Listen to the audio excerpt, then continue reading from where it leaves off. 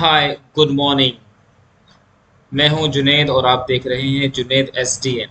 आइए फ्रेंड्स, इस हिंदी टेक्स्ट को इंग्लिश में ट्रांसलेट करके देखते हैं। बहुत ज़रूरी है सब सीखना। ये आप रटे रटाए कल्चर से बाहर निकलना होगा, जो रटे रटाए सेंटेंसेस होते हैं। लेकिन हम यहाँ पर सीखेंगे कि किस तरह से हम इन सेंटेंसेस को किस तरह से कन्वर्ट कर सकते हैं। आइए शुरू करते हैं। एक बार की बात है, एक नन्ही चींटी रोटी का टुकड़ा ढूंढ रही थी। तो एक बार की बात है, it is simple, you will write here. तो आप लिखेंगे वंस अपॉन अ टाइम। ये तो आप पता ही है कि एक बार की बात है, तो सिंपल होता है। तो वंस अपॉन अ टाइम, एक बार की बात है, और फुल स्टॉप डाल देंगे या फिर यहाँ पर डाल देंगे एक कोमा। ठीक है ना। तो वंस अपॉन अ टाइम, एक बार की बात है, एक नन्ही चींटी, एक नन्ही चींटी। ठीक है ना। तो नन्ही के लिखेंगे छोटी, यानी अ लिटिल। क्या लिखेंगे? लिटिल लिखेंगे। क्या लिखेंगे? लिटिल लिखेंगे। तो अ लिटिल, एक छोटी चींटी, यानी एक नन्ही चींटी, अ लिटिल। ठीक है ना। चींटी को बोलते हैं ANT, आंट। तो अ लिटिल आंट क्या कर रही थी? रोटी का टुकड़ा ढूंढ रही थी। मतलब ये प्रेजेंट कॉन्टिन्यूअस है। ढूंढ रही थी, सॉरी, पास्ट कॉन्टिन्यूअस है, ढूंढ रही थी। ठीक है ना। क्या है ये? तो ये आपका है पास्ट कॉन्टिन्यूअस। और पास्ट कॉन्टिन्यूअस में वॉज या वर यूज करते हैं, प्लस वर्ब की ING फॉर्म यूज करते हैं। तो हम लिखेंगे अ लिटिल आंट वॉज, ढूंढ रही थी, तो वॉज आएगा। और ढूंढने को बोलते हैं लुकिंग फॉर। क्या बोलते हैं? Was looking for. तो एक छोटी सी, एक नन्ही चींटी was looking for, was looking for, ढूंढ रही थी। क्या ढूंढ रही थी? रोटी का टुकड़ा।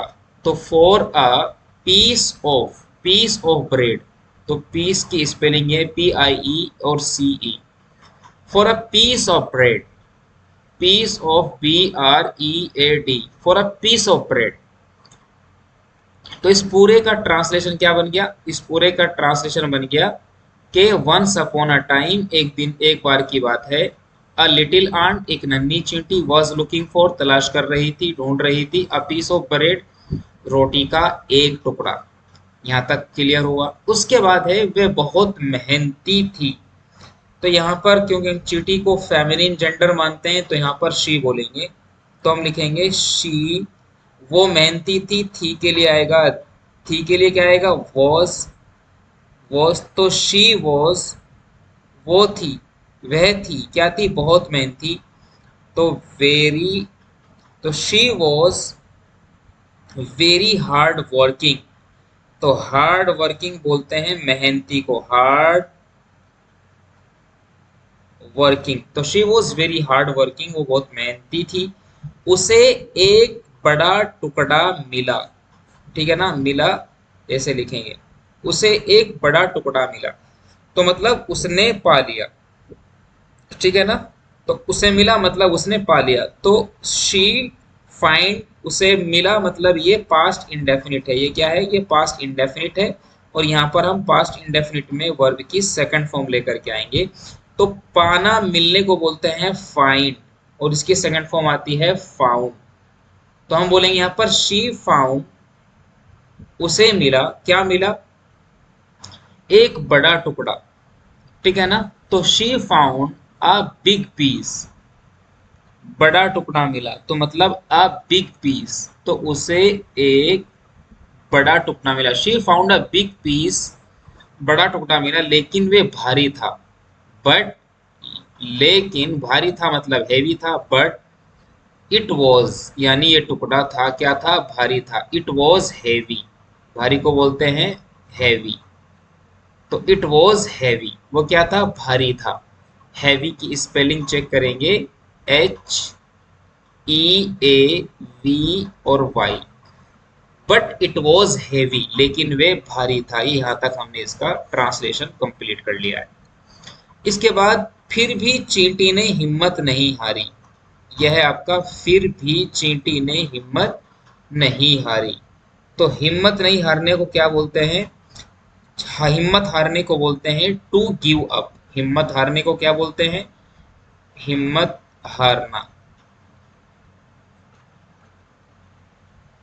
हिम्मत हारने को बोलते हैं टू गिव अप। तो यहां पर लिखेंगे हम फिर भी चींटी ने, ठीक है ना, हिम्मत नहीं हारी, मतलब भारी होने के बावजूद भी हिम्मत नहीं हारी। तो बोलेंगे हम स्टिल, अभी तक भी, दी आंट, ANT, चींटी ने, दी आंट डिडंट, नहीं हारी मतलब पास्ट इंडेफिनिट है, didn't, didn't give up. Still the ant didn't give up, चींटी ने अभी भी हिम्मत नहीं हारी, और फुल स्टॉप डाल देंगे, सेंटेंस कंप्लीट हुआ। वे धीरे धीरे उसे घसीटती रही। घसीटती रही जब भी करते हैं तो हमेशा कीप यूज करते हैं, और कीप की सेकेंड फॉर्म यूज करते हैं, दैट इज केप्ट। तो केप्ट यूज करेंगे, वे धीरे धीरे उसे घसीटती रही मतलब शी केप्ट। शी केप्ट, वो घसीटती रही, शी केप्ट ड्रैगिंग, घसीटने को बोलते हैं ड्रैगिंग, ड्रैग। दोबारा स्पेलिंग लिख रहा हूँ, देखिए जरा, के शी केप्ट, डरे, DRAGGING, शी केप्ट ड्रैगिंग, किसको? इसको, यानी रोटी के टुकड़े को, मतलब इट लिखेंगे। तो शी केप्ट ड्रैगिंग इट, कैसे? धीरे धीरे। इसके लिए लिखेंगे आप स्लोली, बस एक बार लिखेंगे स्लोली। स्लोली ऐसे इंग्लिश में नहीं लिखा जाता, हमेशा एडवर्ब सिंगल आता है, हमेशा रिपीट नहीं आता। जैसे बहुत सारे लोग बोलते हैं कि वेरी वेरी गुड मॉर्निंग, ऐसे नहीं बोला जाता इंग्लिश में, बस वेरी गुड मॉर्निंग, बहुत बहुत आपकी सुबह अच्छी हो, इट इज इनफ। हमेशा रखना, कभी भी एडवर्ब इंग्लिश में रिपीट होकर के यूज नहीं होता। तो स्लोली स्लोली ऐसे बोलना, धीरे धीरे, ठीक है ना। बहुत बहुत बहुत अच्छा, वेरी वेरी वेरी गुड ऐसे नहीं होता, सिंपल आप यूज करेंगे, एक ही बार यूज करेंगे एडवर्ब। उसके बाद कुछ समय बाद दूसरी चींटियां आईं और उसकी मदद करने लगी। ये इस वाली बात, इसका हम ट्रांसलेशन करेंगे। तो कुछ समय के बाद, यानी after some time, after some time, कुछ समय के बाद दूसरी चींटियां आईं। दूसरी के लिए सेकंड नहीं, अदर लिखेंगे, अदर आंट्स, चींटियां इसका प्लूरल फॉर्म लेकर के आए, आंट्स। अदर आंट्स, आई मतलब पास्ट इंडेफिनिट है, कम की सेकंड फॉर्म लिखेंगे कैम। अदर आंट्स कैम, दूसरी चींटियां आई और उसकी मदद करने लगी, मतलब उन्होंने मदद करना शुरू कर दिया। एंड हम लिखते हैं स्टार्टेड, जब भी स्टार्टेड के साथ कुछ कोई और दूसरा टू लगाएं और उसके बाद में कोई नया वर्ब की फर्स्ट फॉर्म लेकर के आए, तो ट्रांसलेशन करते हैं लगा, लगी, लगे। I started to play cricket, मैं क्रिकेट खेलने लगा, ऐसे बोला जाता है। तो यहाँ पर बोलेंगे other ants came and started to help, और फिर उन्होंने मदद करना शुरू कर दिया। Started to help, started to help her, और उसकी मदद करना शुरू कर दिया, उसकी मदद करने की। सभी ने मिलकर, मिलकर ऐसे लिखेंगे, सभी ने मिलकर टुकड़ा, सभी ने मिलकर टुकड़े को अपने घर, सभी मिलकर टुकड़े को अपने घर ले गए, ये कहना चाह रहे हैं यहाँ पर, ठीक है ना। तो क्या करेंगे? सभी ने मिलकर मतलब together,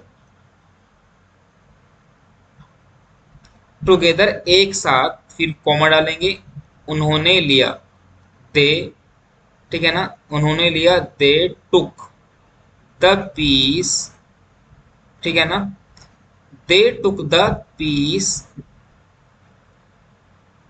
they took, they took the piece together एक साथ, दे टुक द पीस, वो टुकड़ा ले गए, कहां पर ले गए? होम, घर ले गए, ठीक है ना। और ये बात कहानी पूरी हो गई। अब यहाँ पर सीख क्या मिल रही है? सीख क्या? मेहनत और एकता में शक्ति होती है। तो हम इसको कैसे लिख सकते हैं? इसको हम लिख सकते हैं there is strength, there is STRENGTH,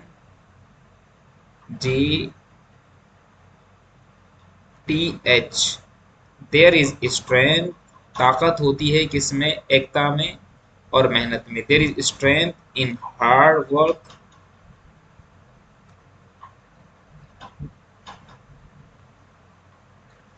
and unity.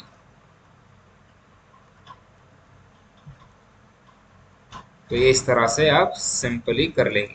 यानी क्या लिखा मैंने यहाँ पर, मैंने लिखा है कि